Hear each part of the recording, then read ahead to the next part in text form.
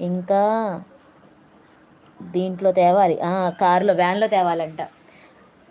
పంపించండి, పార్సిల్ పంపించండి గుజరాత్ నుంచి హైదరాబాద్కి. ఒక వ్యానుడు పప్పలు పంపించండి రాజీకి. వెంకటేష్ గారు తెగ ఆడుకుంటున్నారు రాజీతో. వ్యాన్తో పప్పలు పంపిస్తారంట. ఓకే, ఓ 1 మంత్ ఎలాగోలా సరిపెట్టేసుకుంటుంది మా రాజీ పాపం.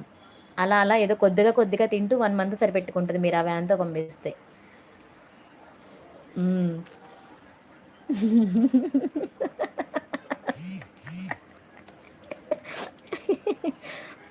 ఒక లారీ బెటర్ ఏమో కదా వెంకటేష్ గారు.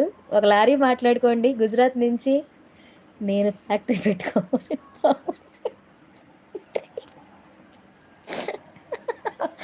మా రాజీ పర్మనెంట్ జాబ్ చేస్తుంది మీ దగ్గర అప్పుడు.